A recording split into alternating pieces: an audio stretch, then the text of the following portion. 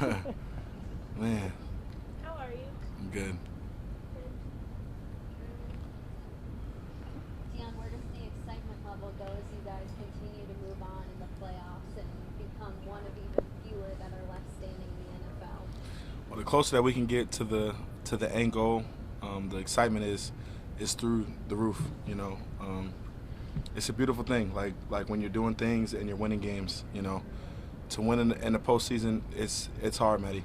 And anytime that we can win an individual battle like practice, it puts us closer to that end goal, which is winning tomorrow and then winning on the weekend.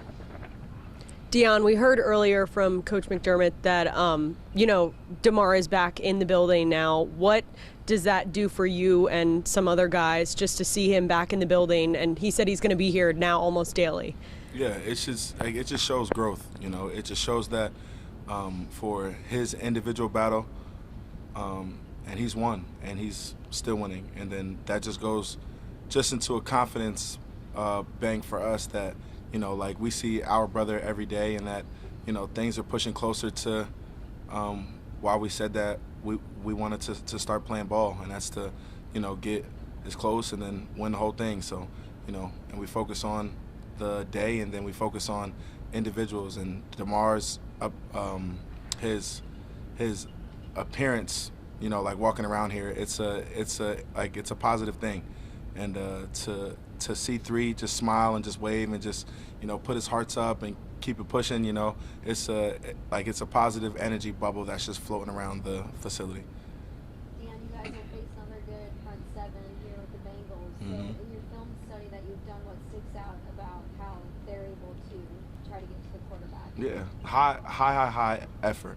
Like they play through and past the whistle, and that's really what stands out the most.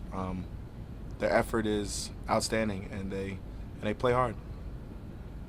When you guys went into a game, coming off a game where 7 sacks and the turnovers and all that, but you guys still win, is it easier to kind of look back with coming off a win and correct that stuff? Like, does that help when you look back to, I don't know, having that win, but like also then looking at what went wrong with that stuff? Like you see it as stuff like went wrong. I see it as the ups and downs of a football game. Like, stuff like that is supposed to happen. Guys are supposed to make tackles. Guys are supposed to get sacks. Guys are supposed to do what they do. Like, it's the playoffs.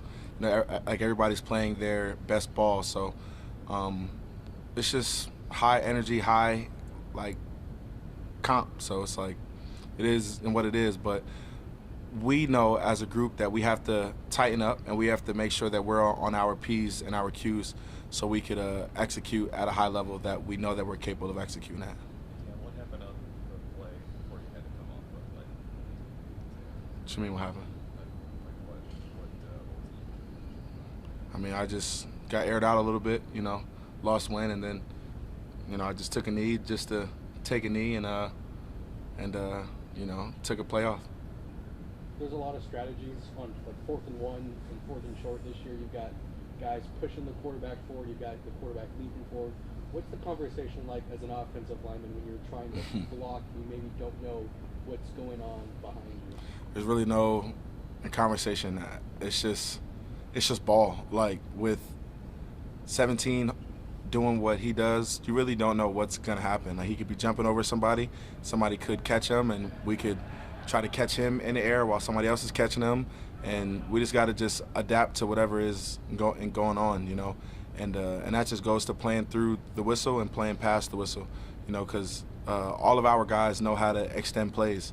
So with everything happening behind us until it's in front of us, we just have to just hope for the best and trust our technique. And then when stuff happens, we all just hit the ground running and try to adapt to whatever situation is ahead.